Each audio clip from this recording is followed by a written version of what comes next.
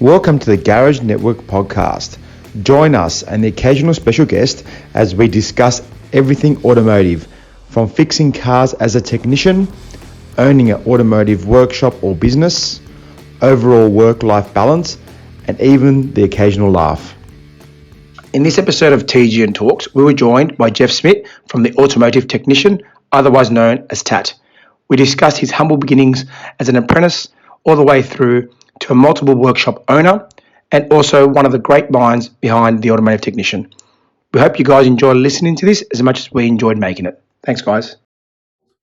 I'm extremely excited about this podcast. We're joined by Jeff Smit from the Automotive Technician, or TAT, as it's commonly known, and the EV and Hybrid Network. Really excited about this one because I've been a bit of a fanboy of TAT for a while now. Obviously, growing up in the automotive sector, the guys from TAT, especially Jeff, have been sort of front and centre of the automotive aftermarket and that sort of sector with information and data and repair solutions. So yeah, I'm actually really excited about this one. Jeff, can I tell you the honest truth? I think Pete's underplaying it. He's actually got a life-size cutout of you in his bedroom. And he gives it a hug and a kiss every night before bed. And says, "Good night, my dear." Yeah. I didn't want to go into detail, but it's normally "good night, my dear." And his wife's not like, "Oh, you mean me?" No, I mean Jeff. So, but I promise that'll be the last time I mention that. No, but you've been a prominent figure in the industry for a while, Jeff. So, I think for guys of our age and younger, they've probably grown up with you through the industry. So how long in particular have you been part of the industry in general? Did you get into it when you left school, or? First up, guys, I'm in order to be sitting with you guys having a chat. I'm the minnow here. You guys are I think everyone that does things for the industry with the right motivations behind it are a credit to the industry. And that's I've said it since day one when I joined the career, and I'll answer your question in a second. I enjoy my career in the automotive industry now more today than I ever have in the past. Every year or 5 years, decade go past, I'm enjoying it more and more, and that's something within me. But that's because of people like yourself that build up different networks and groups that are helping each other. And this helping each other philosophy. I think 16 years ago when we started TAT, that was the idea of TAT, was to help each other and share our experience, knowledge, and our experience. And so, to see that come to fruition and to be, very much applauded and embraced today, to me gives me so much pleasure. I just love that concept that we've changed from this. No, I'm not going to tell you anything because you're my competitor. To know we've got to help each other. And I think, that's from a TAT point of view and from the industry point of view, I've taken so much satisfaction out of seeing the industry do that over the last 15, 20 years. It's totally changed from what it was 20 years ago. To answer your question, yeah, year 10 dropout. Mum and dad back in the day, we were a very working class family, no money to buy everything as I grew up. Mum said I wasn't allowed to leave school unless I had an apprenticeship. So year 10, there was no way I was staying a day after I had to at school. I just did not like it. I wanted to get in there and do something. So I went out, knocked on every door in that year 10 in 1977, gives my age away. And I got offered. Back then, getting apprenticeships was extremely difficult in any field. It was a hot thing to get back in those days. It was an apprenticeship. That was your ticket to the future. I got offered 5 or 6 at the time. And auto electrician, I didn't know what an auto electrician did. I had no enthusiasm in cars. We had to push the old VW every day to get it started, to get to school or to wherever we were going as a family. So I had no interest in cars, but it was the apprenticeship that was closest to home. I was only 16 and 16 and a half or whatever it was. I wasn't getting my license for 12 months. I had to ride my bike to work. So I thought, well, they're the closest. I want to take that one. And funny enough, I was the second choice. The business rang me and said, "Oh no, someone's got slightly better grades than you." I wasn't there on Einstein at school. So we picked him, but he lasted a week and they rang me and said, "Well, he didn't last. So would you want to ever come and have a go?" So I did. And I suppose the rest is history. Here I am today. So from day one, I've loved it. That's not to say I don't have bad days. or bad weeks, or bad patches, but the bad patches make the good patches even better. So you got to have a bad job to enjoy the good job. So Yeah. I only said the other 100%. day I was groveling under some truck trying to fix something, and I said that's the pinnacle of my career. Only 3 days ago, I'm under this dump truck that's just got covered in everything. I'm thinking, God, is this what I've worked myself to? And it makes I've made it. Yeah. the guy at work. I said, I've made the pinnacle of my career. You know, at 61, I'm still groveling under a bloody tip truck under the front forecourt of my workshop. But it makes the good jobs even more satisfying if you experience some of the bad stuff. So, and we all in regards to that, Jeff, are you still quite active on the tools, or do you quite enjoy being on the tools when you get the opportunity to do so? Both, 100%. I'm not anywhere near on the tools as I used to be, but when required, and as we all know, we've all been busy the last, especially since COVID, and staff shortages. I could do with some extra staff, and if they're not here, workloads here, then I've got to pitch in. And I've also been I've been self-employed since I was 23. So I did my apprenticeship, went to BMW for a year, and then opened my first auto electrical workshop up in 1983. And I've been self-employed since. But I've always had the motivate or the objective that I don't ask any of my staff to do anything that I wouldn't do myself. Yeah, it's a fantastic way to look at it. Needs to be serviced or needs to have a shit job done, mate, I'll be the first one under there. So, well, I expect you to do it, so I don't think I'm not going to be any better that I can't do it. So, the last couple of weeks since I've been back on holidays, there's been a few jobs where I thought, well, I better show my worth here and say, no, I'll take that job on, and away we go. But I also do that for a number of reasons, but also it shows the staff that I am prepared to do that. And you see the morale lift, you see their intensity lift, you see their work ethic lift, because they can see, well, Jeff's down there, that was the job I didn't want to do. So how about I put a bit more effort in? So there's a bit more motivation behind it than just doing it, but I've got to be a man of my word. If I say that I wouldn't do it, I wouldn't, I'm the first one under there to get it done. Now, on one of the things you said earlier, you were saying that, when you went out for an apprenticeship, you found it was like a competitive market to actually go and get an apprenticeship was a thing to do to tick it out. What do you think's changed? Why do you think it's almost gone in reverse where right now the trade's the last choice? I don't know the simple answer, but I suppose, as society, if I use my example, mum and dad were immigrants, they met here. We went to school. We had to speak English at home because they couldn't. They had no spare money. We had to work, so getting a job early was key to them, getting a bit of income in, and so you grew up. But now I'm the next generation. I've had 3 kids. They've all gone to uni. None of them done a trade. Our parents have set up us well, so we're now setting our kids up well, and so that the financial, the social structure around how we grow up is totally different to the way we would have grown up. Our kids are growing up with something different. I mean, they've grown up with everything they've ever wanted, where we had to buy everything. They have a paper run and we have to do this and we have to do that to buy what we first wanted.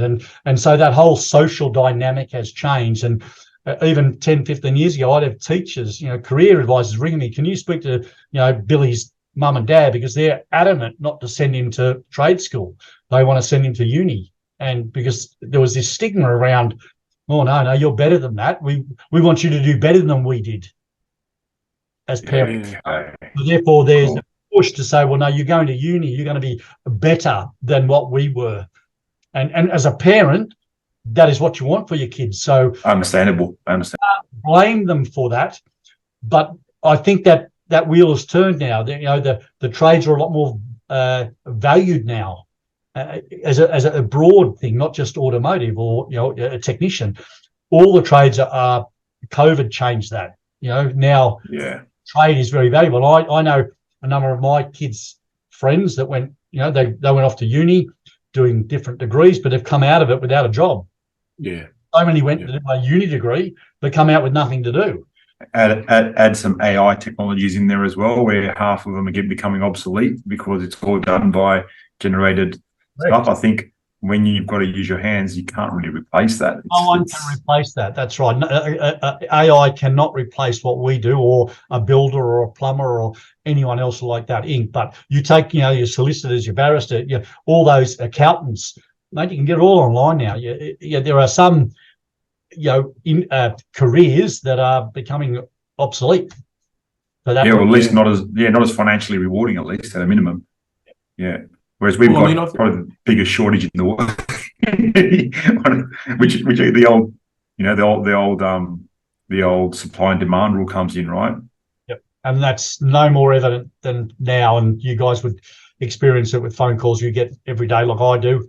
The consumer's fast learning that certain industries or careers that they may have not valued before are suddenly becoming extremely valuable.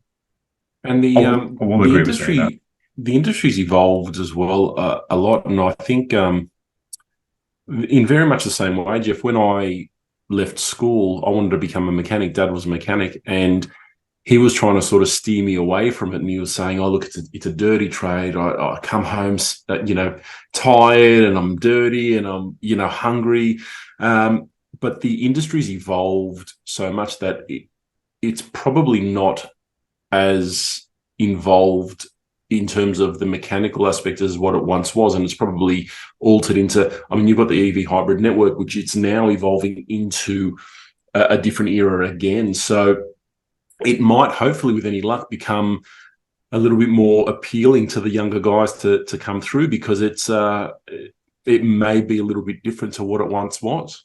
Yeah, again, 100%. But again, the EV part of it and the consumer back thought about that, they don't need servicing. They don't need anything, Yeah. So as a parent, you think, are you going to send your child down a career path that has got a dead end to it, which is not true, obviously. It's far from the truth. So there's also... So are you saying EVs break? No way. No way. Here I go. I'm going to reassess my career here.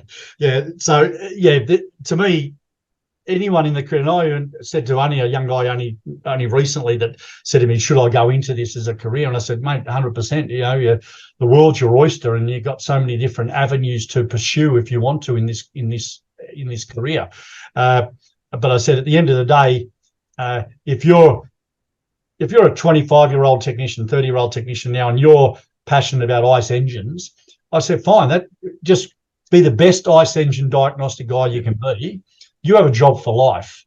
In 20, 30 years' time, you're going to be the carburetor specialist that we can't find now. Yeah. You're going to be like gold. You're going to be able to charge what you want to get that car back on the road. So, or as an EV hybrid, if you want to go down the new space, then that avenue's for you as well, like into programming and that sort of stuff, or diagnosing of three-phase motors and controllers and that sort of thing, inverter converters. So again, everyone in the industry has a big choice on where do they want to specialize, where they want to put themselves.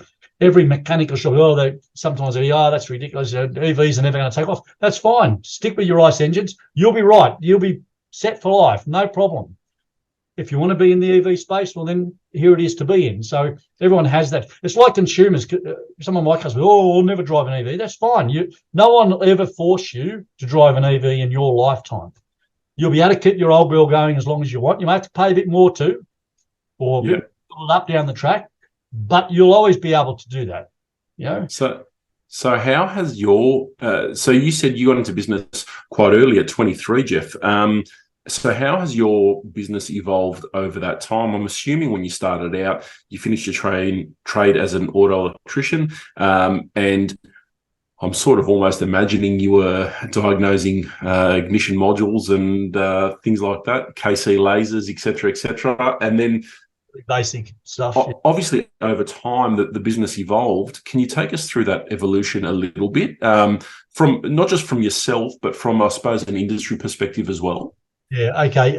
Obviously, did my apprenticeship. The business I did my apprenticeship in was dying. It was a big auto electrical Bosch shop at the day, but was just losing staff, and management had lost the focus, and so it was dying off. So when I went to leave, I was then approached by the local BMW dealership who we were doing work for as auto electricians, and he said, I'd love to have you work for us. So I went and worked there, and I built myself up to be foreman. That's where I learned to be a mechanic, basically, and got my mechanic's ticket. But I lasted about 18 months. That was too stressful.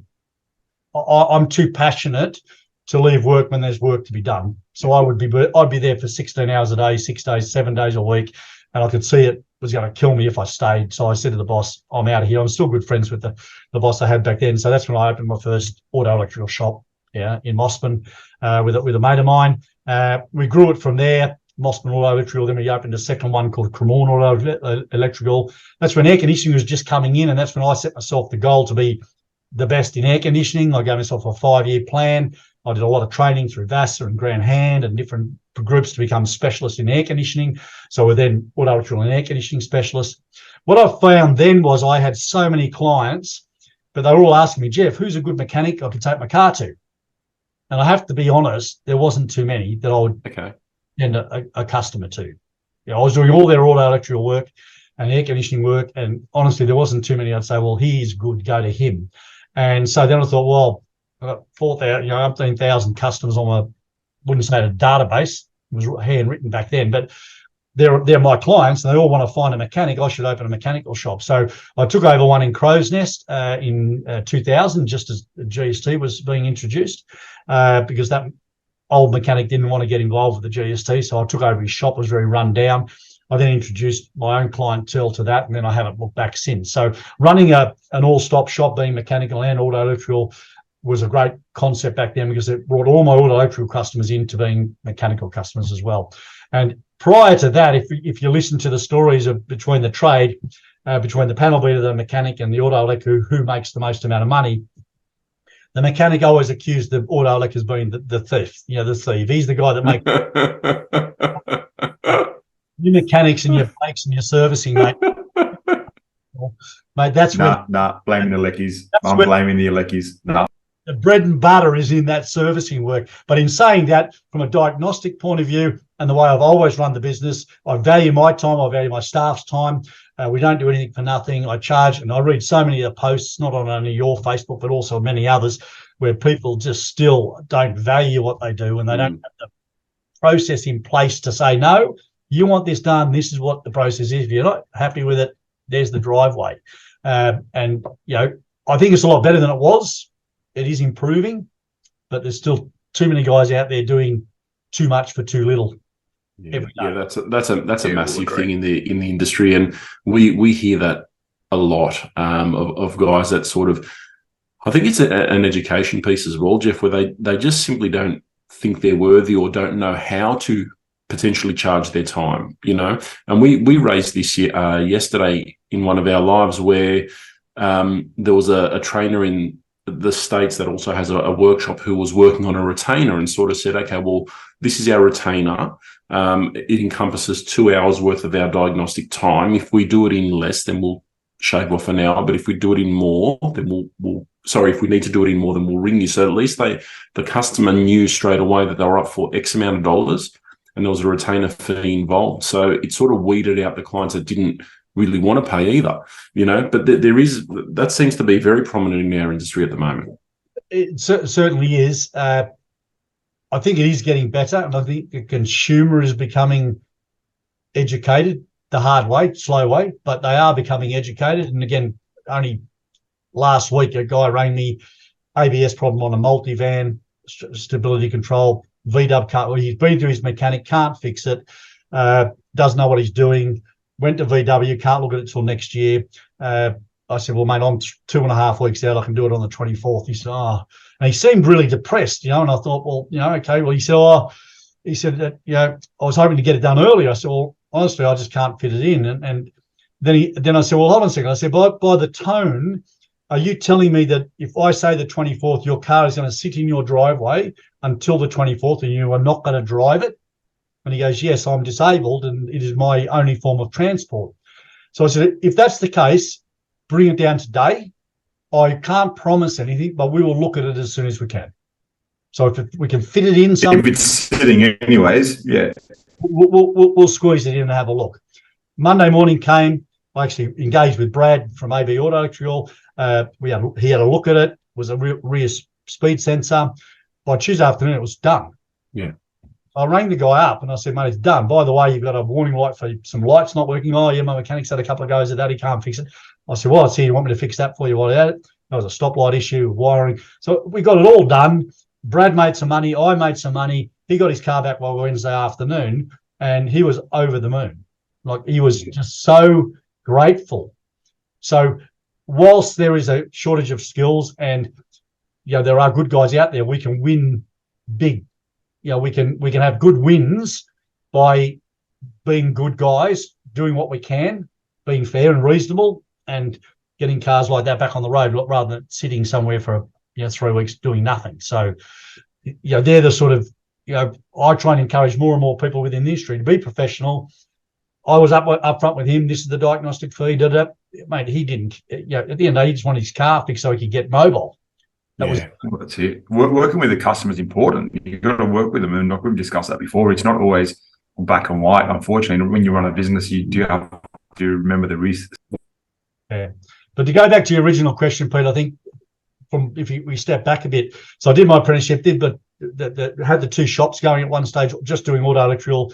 I think even before we opened Tower Motor, where we bought Tower Motors, but that's when I got involved with the Auto Electrical Association. So there was the AAAE, the Australian Association of Automotive Electricians. It was formed in Brisbane, a part of Tony McMahon's Auto Electrical News magazine, which is still out there, and I know Tony well.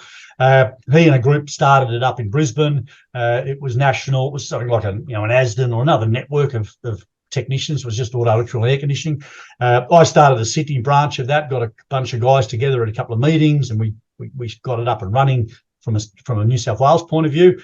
And then Brisbane, eventually it died off and they said, we don't want to have it anymore. Jeff, you take it over. And that's when I conned Dean Barry to be president, and I was secretary treasurer. We got 2 or 3 Chris Dubois and a few other guys to be the committee, and we took it over. And so we ran the Auto Electrical Association, I don't know, for probably 10 years or so. And funny enough, we started that, I think it was about 93, the Auto Electrical Association, the same time as VASA, which is the Vehicle Air Conditioning Specialist Association. They started about the same time. And when we eventually merged those two groups, so it's one association now. And Brendan Sorensen, funny enough, one of the directors now, he's on the board of VASA.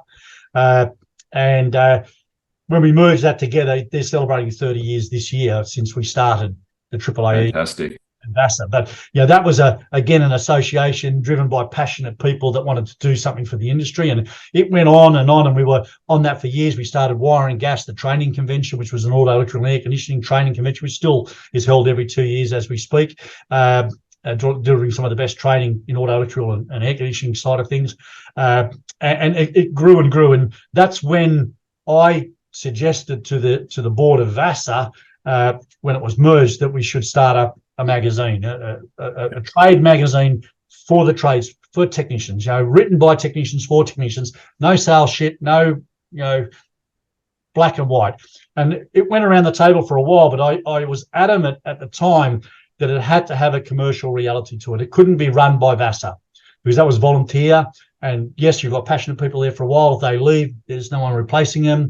And it doesn't burn out, but it stalls. It gets to a level where it won't go any further. So, TAT was started by Ken Newton, who was the secretariat for VASA, Mark Padwick, who was the president of VASA, Dean Barry and myself, which we were both all VASA board members.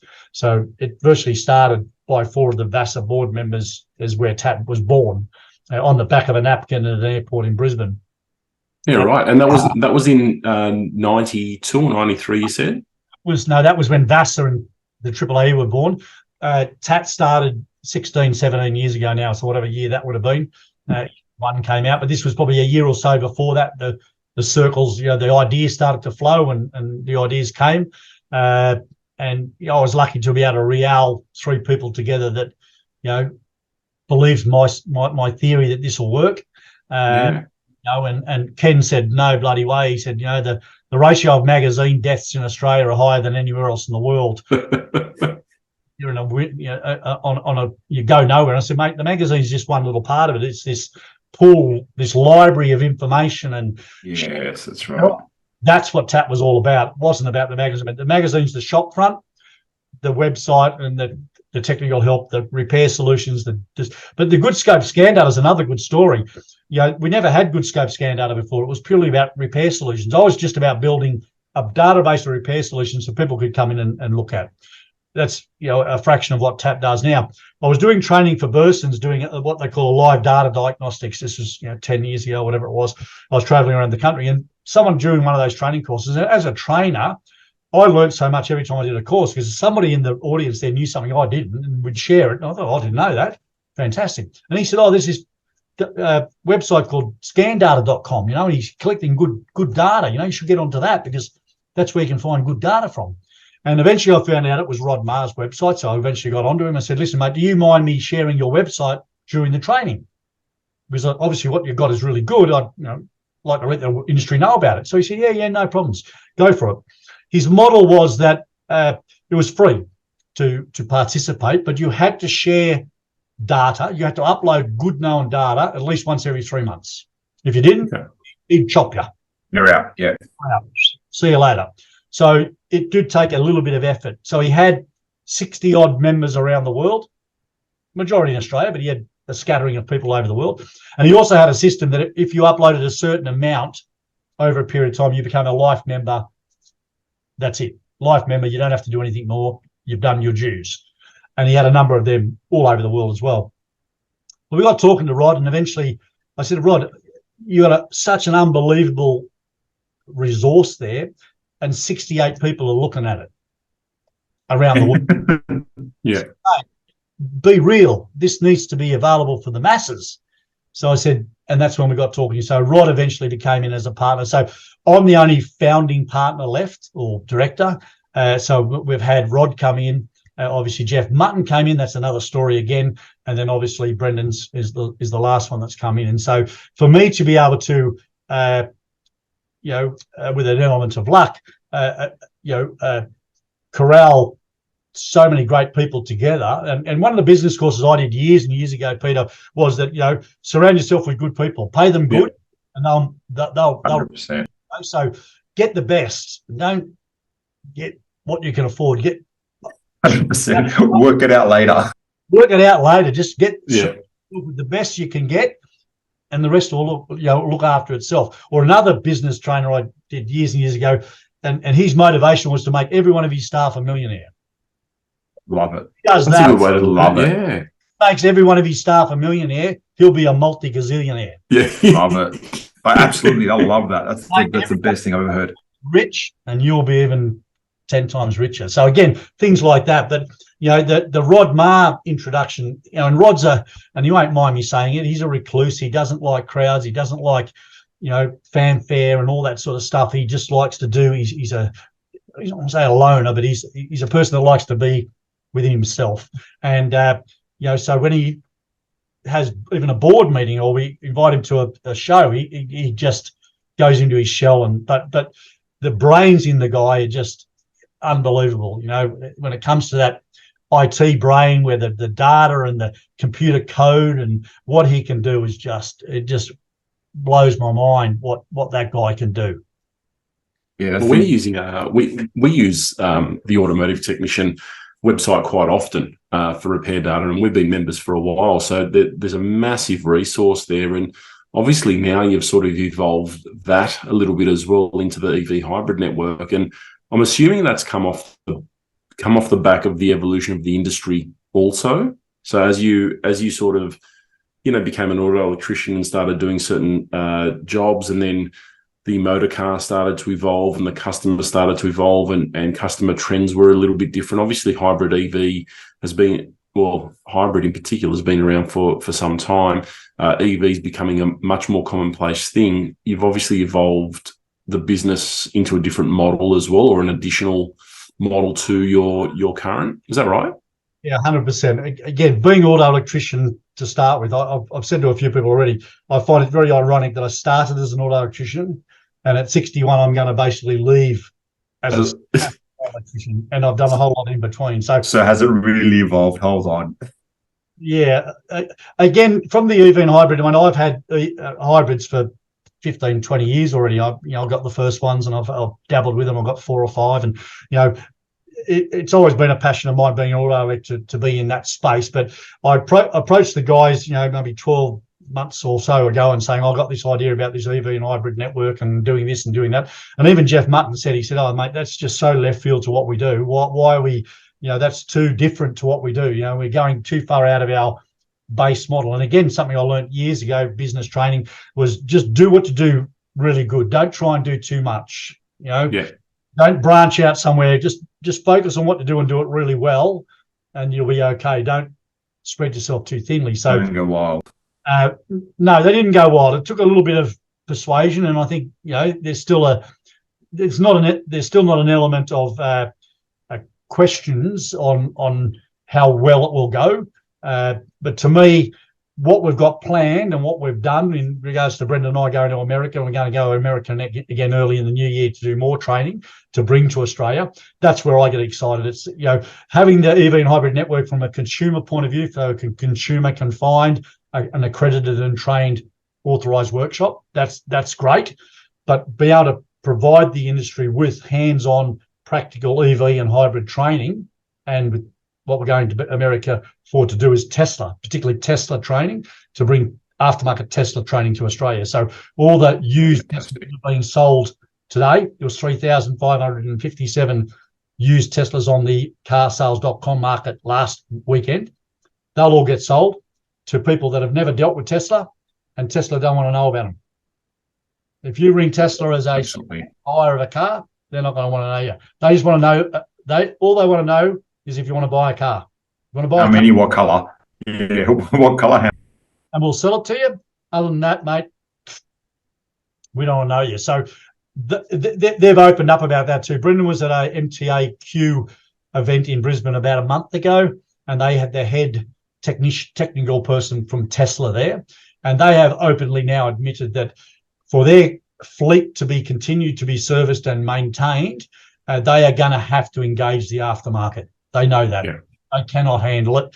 And so as people buy if that second-hand Tesla is devalued immensely because no one can touch it, then they're not going to buy another Tesla, because there's got to be some resale value in it. 100%. If you get burnt like that once off, you're probably not going to don't want to test the waters again. Correct. So they've got to have a good experience on moving the car on to then go and buy a new one, because they won't trade it in. You can't trade it in. You just got to come buy a new one. What you do with yours is not Tesla's problem. Now, two guys in the industry that run Valgalla Automotive, they both had Teslas. Now they've both moved on to their second Tesla. They both sold their first ones to local people. So they've now got another 2 Teslas running around in the area that have been bought secondhand that'll go into their service fleet. So they'll grow that market as it goes. That'll manifest up. And I think most people that own an EV and a hybrid to a degree, they're the early adopters. They're the techo people. Yes, it doesn't need servicing in most of their opinions, but eventually it does, because you've got parts that need doing. They're the ones that will go on the internet and try and source, and that's what the website for the EV and hybrid's about, trying to connect that person that's got that hybrid or EV that's looking for a problem. And what Brendan's already found out, and Brad, because both those jobs they got this week were both from the trade looking. Right. So like we would have a car come in with a transmission problem, we will then outsource that to a transmission specialist or a head specialist or a whatever, whoever does what. People are now get a workshop in, not my department, who can I send this to? And so they're looking people within the trade to sublet or send the customer to. And that's 100%. There's no problem in knowing your parameters, mate. There is no problem in knowing what you can and can't do. It's actually a benefit. It is extremely important to know your limitations in every. I have conversations with people daily where I'm thinking, why are you doing this? I had a TAP member only ring today, correlation fault code. Do you have a scope? No. Well, you need to find someone that can scope it for you to confirm whether it's a stretch chain or not. I said, I think it is. It's got 300,000 on the clock. It's logging the code. It's doing whatever. You want my gut feeling, you got a stretch chain. But if you want proof for the customer, you're going to have to find someone with a scope that can graph that for you, go to our good scope scan data, confirm that it is, lay down 100% stretch change. But he didn't have a scope. So I said, mate, you're not going to be able to diagnose that. You can assume well, but that's not always the assumptions that will come back and bite you, mate. I know what assumption does. Yeah.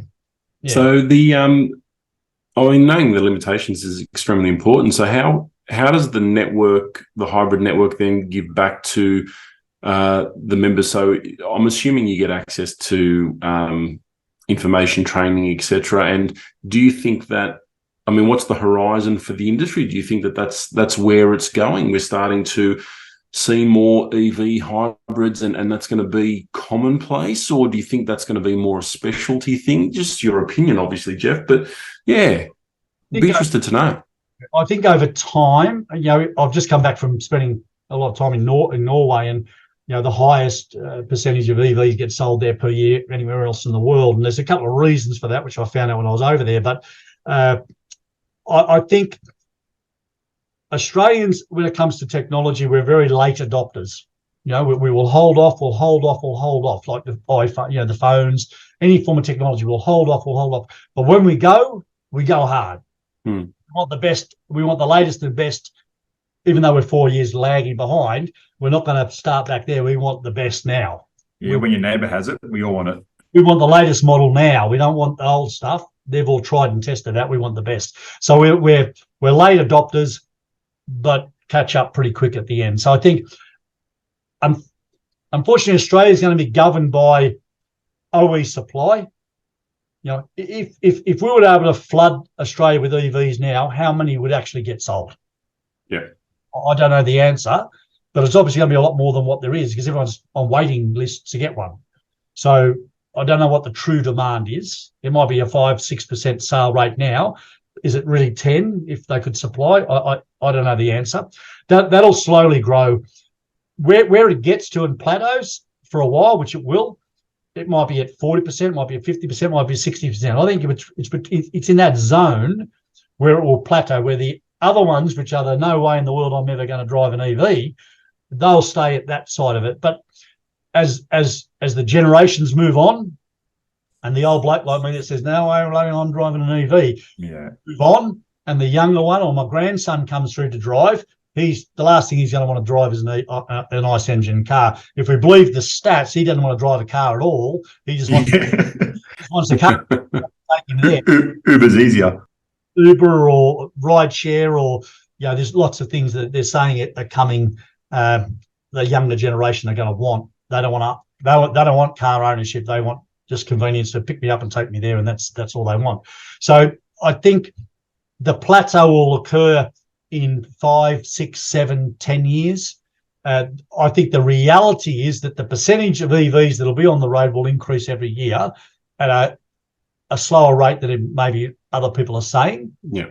But in saying that, I think as an industry, how many workshops are actually actively happy to take on that work? And I think that number is also a bit skewed at the moment, because while everyone is busy already, we can't get staff. We're booked out 2 to 3 weeks in advance. Why the hell would we take something like that? It's crazy to think, why would I take that on when I'm already busy here doing my bread and butter? Yeah, it makes it difficult, doesn't it? Especially when you're busy, like you said, Jeff. Yeah, if you're busy with your general work that you're familiar with, then why change? Dabble into an area that you might be unfamiliar with and take the chance, And also the uncertainty of it, or the unknown. And even I had a call from one of the members in Melbourne who's been asked to do a cell replacement in a Nissan Leaf, which I've had the privilege of doing down in Tasmania. But he rang me, he had a couple of, but this, but that. And I said, listen, if I can share anything with you. When I flew to Tasmania to do it, we worked with some guys down there at a workshop, and 2 of the guys, they've done their training, they've done a bit of this. They came in, you could see it in their faces, they were worried. They were thinking, am I going to die today, or... Yeah. And by the time we got into it and we got the battery pack down, the lid off, and we made sure it was safe, and we're in there and we're getting it, I could see by the afternoon, they're in there. They're thinking this is great fun. This is awesome. And by the time they got it up, even both of them said, "Oh, geez, I'd do that again." That was familiarity, mate. I think that's that was good fun. And so it's just that uncertainty, that fear, that change, I suppose, or doing something that you've never done before. That you're thinking, okay, what am I getting myself into? That will evolve, and I think we've all been in there with the trade. With if I go back far enough, EFI, injection, coded keys, central locking, CAN, bus. I'm thinking, oh God, how are we going to fix this? But we find a way. We are that type of people that will work it out. That's just the way we are. And I think it's like anything, when you sort of have a go at it for the first time, especially if you're coding a module and you're hovering your finger over the, do I press the button? Do I press it? You've heard the horror stories. So, there's an element of fear there if it's something that you're unfamiliar with. But once you start to familiarize yourself with the jobs, it might be good. So I remember Dad, because I was a second generation mechanic as well. I remember Dad when EFI was coming out, right? They grew up in the carburetor days, and that's it. Our industry is over because the EFI is going to actually nothing left to fix.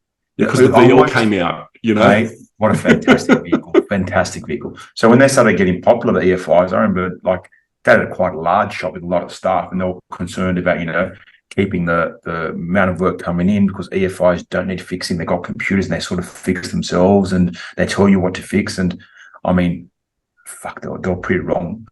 Yeah, very so far I think from the truth on that. Yeah, I think, that was exactly my experience too. Like 78, the first electronic ignition came out on the VB and the XD Falcon. And so they were rocking. We were a Bosch shop. We were doing the warranty. So, for both the Ford and Holden dealer was sending it to us, daily with these distributors breaking down. And I remember the technicians back then, the older guys saying, "That's it, we're finished. We're going to be sweeping streets. These things are not going to break down." But then you went forward and things happened. But even you take key coding, the electronic, programmable keys. I remember the industry, the OE, saying there's no way OE aftermarket is ever going to be able to do that. You're untrustworthy. You'll be able to replicate things, and there's no way we're going to ever let you do that. Look what we can do now. I mean, At the end of the day, they have to let us do it because they're not capable of doing it. So as each technology evolves and comes out, yes, they say we won't be able to touch it, and Tesla can say the same thing. Oh no, that's all us. You can't touch that, mate. The reality is they're going to have to let us as an industry, as an aftermarket industry. Why would someone buy a Tesla in the back of Beyond if the nearest dealer's 1,000 kilometres away and they're the only people that can touch it? 100%. The market reality is they have to release that information and release the know-how, or we'll work it out ourselves anyway, on how to do that. So I think that technology, it's just and to me the exciting thing is I wish I was wind the back 20 years, and if I had another 20 years in the trade of thinking where I'd be in 10 years. Hopefully it's retired, but in 10 years as a 40-year-old I'll be thinking, okay, this is so exciting, where do I want to go? Where do I want to, this is just fantastic. And as I said at the beginning, you can stay in the ICE engine, just be damn good at diagnosing an ICE engine, and you've got a job for life. There's no way in the world you'll not have a job for life, or be really good at suspension, or really be good at some part of the car, and really just be damn good at it, and you'll always have a job, and you'll be able to, earn top dollars. You won't be too stressful. You'll be able to pick and choose who you do and what you do, when you do it, whether it's 3 or 4 cars a day, or it's 4 days a week, or whatever it might be, you can pick your life balance, Yeah, absolutely. So a question for you, Jeff. We fast forward 10 years. You did mention the 10-year mark, so we'll use that. Obviously, you're sitting by a beach drinking your pina coladas. But where do you see TAT, the EV network, sort of sitting in the industry? If that doesn't let out too many secrets, obviously. Again, I think if you would have told me 16 years ago this is where TAT would be today, I would have said you're crazy. There's no way I envisaged merging with Scan Data and getting Jeff Mutton in and doing what we're doing, and where we are is far beyond any of my expectations. So where we'll be in 10 years, I don't really know, but the direction we're going and the continued growth of TAT and the way we're going only gives me more confidence that it's going to kick on. And if I only talked to Ken Newton the other day, and when he got bought out, there was a clause in his contract there that if TAT continued to grow, he got additional reward for that as a founder. And we've done the same with Dean Barry, that if TAT continues to grow, they reap some reward from that. And so I had the great pleasure to ring Ken, a couple of years ago now, and say, Ken, guess what? I said, we've hit that mark, mate. You've just doing That's them awesome. in the next 6 months. And he was so chuffed about it. Not so much that he got a bit more money. It was that a company that he started off the back of a napkin is actually still growing and prospering and delivering on what it meant to deliver, help and assistance to guys out there in the field. And, the amount of calls again I get, and I have to pinch myself when I get people that call and say, Jeff, what you do is fantastic. You've helped me out so many times over the years, and just keep doing the good work, and I'm thinking, okay, well, it was derived from the right motivation. Yeah. But it also has a commercial reality to it. So from a business owner point of view, and again, I can remember my wife for that first 6 or 7 years, I was just pumping hours and hours into something I was making absolutely nothing of, and people were saying it's never going to work. Oh, that sounds familiar. Yeah, I wonder who does that. It's never That's why I'm laughing. Sorry, I'm laughing because that sounds familiar. My wife's going, what are you doing? There's no way you're going to make any money out of that. But she now has to say, yep, okay, you've proved me wrong. But on that note, and I suppose it's something you learn as you go, and I wish I knew it a lot earlier. TAT was surviving for the first, and I remember having that first 5-year get together, and yes, it was growing, and yes, we were achieving. And as Ken even wrote in our sort of 5-year write-up, if we'd have shown our books to an accountant, he would have looked at us, what the hell are you guys doing? Close this thing down. What are you doing right now? What are you milking yourself? You're spending all these hours into something that's delivering nothing. Sounds like our accountant.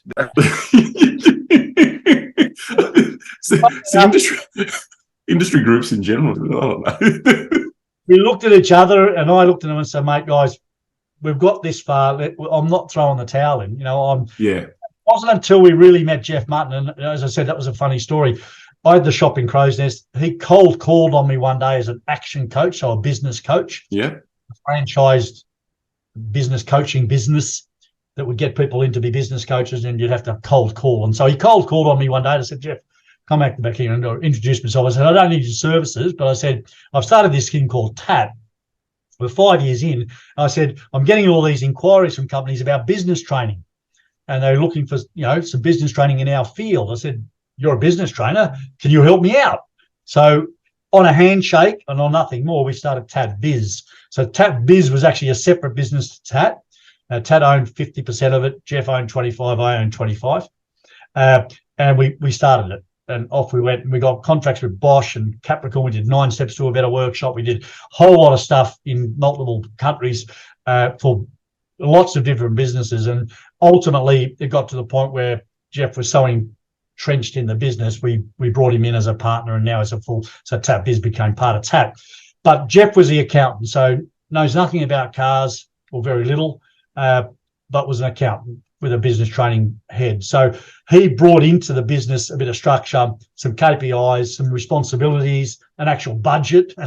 We never that. And so he brought a bit of structure to the business where it actually started to financially make sense, that what we were doing was actually delivering something and money. So that was the real turning point for TAT, was actually bringing Jeff in and having him become general manager and controlling, because the rest of us were just farting around, just doing what we thought was the best. You know what he's going to do? He's going to listen to this podcast, and he's going to record that snippet, and he's just going to keep playing it back to you all the time. Well, actually, I don't know if you're aware, but Jeff Mutt was actually my first ever business coach ever. And so we engaged with him many years ago. Was he an coach then, or was he with TAT? No, with you guys. That's how it was. TAT Biz at the time, obviously, and got through you guys. I'm like, oh yeah, they're using this guy. He must be good. I'll tell you what, he transformed my business in 6 months. More. I was like, yeah, great money's coming in, but I mean, I don't have any time. I don't have a life. Is the money really mine? I don't really know. How much of this money can I use? I don't know. mate, in 6 months, he made that. I understood everything what was happening within 6 months. He was, and I'll give credit to him, but he started my business acumen and my desire to learn more about how that operates. He made it quite an impact on my career, I reckon. Yeah, and so with me, and I mean, as much as I said I didn't need his help, I did, because I was still just a year 10 dropout trying to run a business. So I was doing it okay.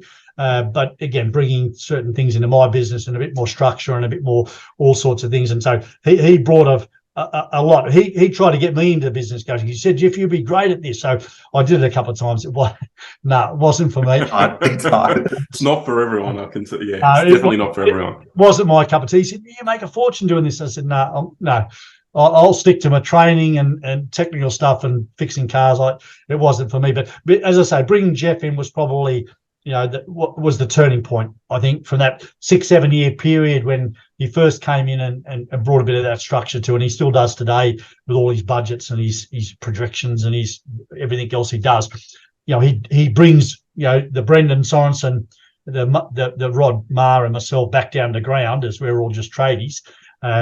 Brendan's not just a tradie, but Rod and I are back to a bit more business structure, which from a workshop point of view, and as you mentioned, Costa, that there's so many workshops out there that that are struggling for the wrong reasons. They're flat out making nothing, and you think, well, no, you shouldn't be doing that. And I've only read some forums recently where people talk about markups and stuff, and I'm thinking, God, you're not there to be a windfall for the customer. 100%. And you need to be charging what you're worth, and you're not there to give him a good deal. You're there to make money. There's nothing wrong with that in business. You're there to make money. Yeah, profit's not a dirty word. And yet I think, again, something that does hold the industry back is probably that element of the industry, and no disrespect to them, but are the ones that keep pulling us down. Why can't we pay people more? And I was only speaking to a Burson's rep the other day, and he said, people should pay more. I said, well, that's fine, but if I'm going to pay my staff more, where do you think that's got to come from? Yeah, so 100%. My labour rate's got to go up. Or why does that have to go up? I said, well, where do you think the money's going to come from? Yeah. I'm going to pay more. I pay them for the labour, or do I just put my price of the parts all up and pay my profit out of my parts? I pay them. Yeah. So the industry, as I said earlier, it's far better than it was 10 years ago in a lot of aspects, from its cleanliness, its technicality, its respect within society as being someone that's valued a bit more, all those sorts of things. I think COVID wasn't a great thing. We were all obviously worried at the beginning, but I think in the end, COVID's been actually fantastic for our industry on a number of fronts.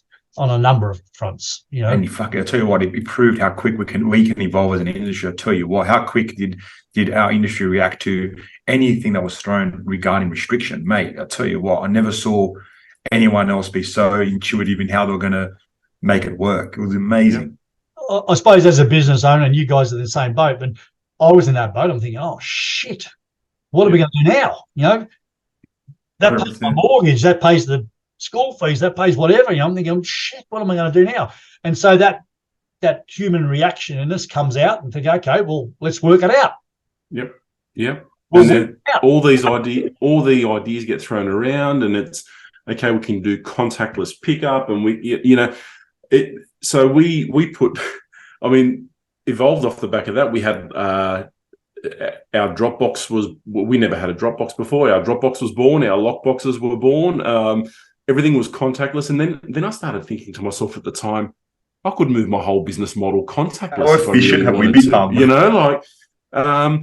I just became super, super efficient because I was working on my time, so it was great. But yeah, I think as an industry, we're extremely resilient as an industry, and extremely innovative, because that's what we do. We're innovators as we'll work it out in the industry and improve what was built. Oh, that wasn't good. We'll change that, or improve this, or do that, or design a tool to be able to do this quicker and easier. I'll grind this guy down.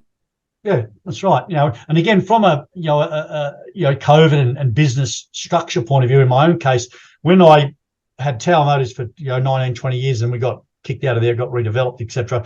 And I had to move the business to Brookvale, which is a fair distance. I had a big clientele that I knew wouldn't travel that distance. So I started my, what I called at that time, a VIP service, where I pick up and deliver, wash and vac, deliver the car back to you, give you your own car, do the whole thing.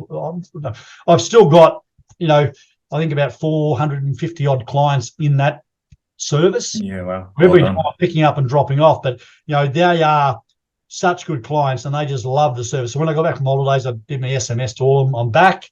Pick up and delivery service is back on.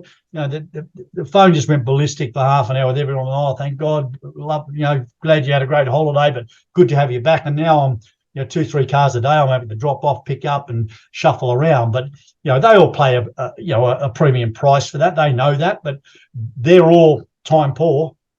Yeah, convenience, 100%. But COVID, that service actually literally doubled during COVID because no one wanted to come down. Look at the likes of Uber, mate. You order something through Uber Eats, you're paying 30% more on food plus a decent delivery fee. And I mean, I reckon, like literally, I could walk there, but you don't, so you pay for convenience. Yeah, it's like some of the staff now, next year I see an Uber truck pulling up and then there's lunch, picking up on cafes only around the corner or the one. Yeah. Okay, each to their own, but each to their own. Yeah. Look, from in particular, from my standpoint, I think you guys have done a fantastic job over the years with TAT. And like I said, we've been members for some time, and the value that's been given back to the industry is fantastic. So keep doing what you're doing, and I hope it evolves much more in the future for you and the directors. Yeah, I think the important part is, I think you nailed it earlier, Jeff. Having that mix of, yes, it's got to be a commercial enterprise to actually make it grow. It has to be, but also still having the passionate people behind it. I think if you don't have the mix of both, you cannot grow. You need to have both. Yeah. One without the other, I think, doesn't succeed as much as it should. But I think that once you have the good combination of the commercial side plus passionate people driving it, mate, I don't think you can go wrong. No, 100% again. And what again was pleasing, once we started, the other people in the industry that were passionate and willing to give, they shot out pretty quickly. So you look at all our technical team, be it Gil or Jason Smith or Anthony Tidd or whoever. There's Mark Rabone, Brendan. He reached out very, very early saying, "I like what you guys are doing. What can I help? What can I do to help?" Brendan's a machine. He's an absolute weapon. As they reached out, we embraced that. So come on board. Okay, you don't have to pay membership, and and then as they invested more in, we returned them more, so they get a retainer each month or a small fee for their services, or if they're answering technical assistance cases, we give them a bit there, and we've let them become part of the family. So externally people look at TAT and go, "Oh, what an organisation! Their head office must be huge, all these people." And mate, we've all got our own businesses. TAT's always been a sideline business for all of us, even for Jack Mutton, but we appear, even at a AA show, got all these people walking around with TAT shows. TAT's got some staff, haven't they? Shit, how they? That's right. Yeah. They're just passionate people that are willing to give into our philosophy. And so it appears, it does have the strength. Don't get me wrong. We have the strength of all those people wanting to assist. But it's not artificial. It's real, but it's not a company that employs all these people full time. I mean, we have no full-time employees other than my wife, probably, who does all the books and the accounts and everything else. And as that gets bigger and bigger, she needs more and more help. But I mean, that's probably the only full-time role there isn't within TAT. We're all just passionate people that work for the same sort of ideal. So that's been the most pleasing thing. The people that have come out that have shone out. We haven't gone and plucked them. They've shone out as being people that we want to be involved in. Brendan's a classic example. Did his HSC, went and did accountancy, was 3/4 of the way through that or something. Dad, Steve, I've known for many, many years through the industry. Steve Sorensen Automotive in Brisbane. Steve's my era. Obviously, Brendan's like my son's age. Came home one day and said, "Dad, I can't handle this stuff. Can I come and work for you?" And so he got involved. So obviously, I'm going to call him a kid, but he's got brains. He's a smart cookie, and he just threw himself at it. But his mum and dad were telling me after he received that AA Young Person, Achiever of the Year award a couple of years back, his mum and dad were there at the table with us, and she was recalling one night he was at home and he was reading the TAP magazine, and he said, I want to be involved with these guys. These guys are doing this is good. I want to be involved with these guys. And then you fast forward 10 years and he's a director at 35 years of age. And you talk about bringing the right people in. We've been lucky that those people have been there at the right time. And Brendan's inclusion to take over from Dean's directorship was, perfect timing. The guy is so intelligent and so smart and such a great presenter as well. He's a great trainer.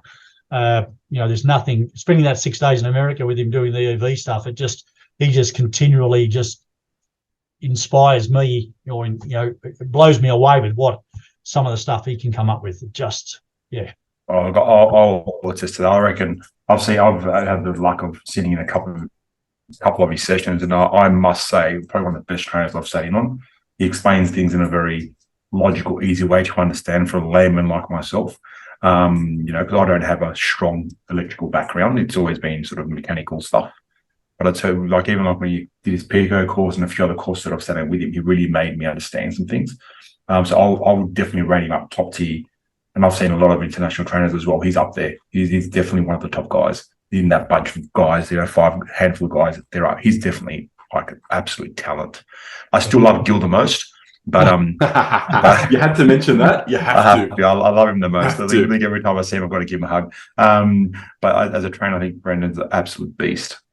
Yeah, no, absolutely privileged to have him involved with TAP and the input he has. And he and I are currently writing our training that we're rolling out early next year. And as I say, we're both going to go back to the States to do a 3-day EV Tesla training course specifically for Tesla, to bring that over to Australia for the aftermarket to learn how to service, repair, and diagnose those vehicles as they get older and older as well. So there's lots in the pipeline, exciting stuff. I just hope I can keep myself young enough and enthused enough to keep it going. But my wife says I'll at least go for another 5 years. So you're stuck with me at least until I'm 66 or thereabouts. Mate, you got plenty of time, mate. You're fit as a fiddle, mate. I know recently you did a full marathon, yeah? Yeah, Thursday. Yeah. Hey? So just fit as a fiddle, mate. I've set myself a goal to run a marathon in every year in my 60s now. So good on you. Wow, good on you. That's massive. 60, I've got 9 to go. So shit. Hold on, so you run one. Don't give him credit. He's only run one. Don't give him credit. No, he'll get it. He'll conquer it. Don't you worry. No, mate. But very much we appreciate what you guys have done for our industry as a collective, and definitely as yourself. Like I said, I've been a little bit of a fanboy for a while, so I'm extremely happy that we've got the opportunity to do this together as a podcast. Yeah, no, mate, again, honoured to be chatting to you guys. And again, what TAT's done or what I've done or TAT's done has been replicated again. You guys are doing a great job with the Garage Network and bringing people together and talking and, being blokes, talking bloke stuff.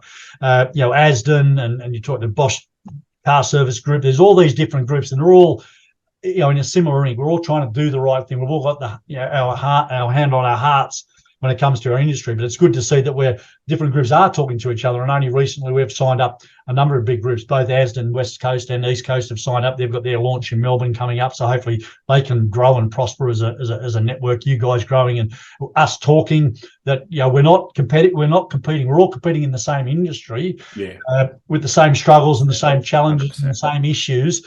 And if we can talk to each other about those, then it calms us down because we think we're not alone. And again, conversation I had with a customer today, and I'm saying, or a TAP member, trying to calm his farm. You're not alone. It won't solve itself today, but give it some time. Just someone to talk to. Just someone to chat to and say, okay, well, we have the same issues. We've got a car down here at the moment in the workshop that is doing our heads in, but we'll get there. And again, I try not to get the guys too stressed about it. At the end of the day, it's just a car.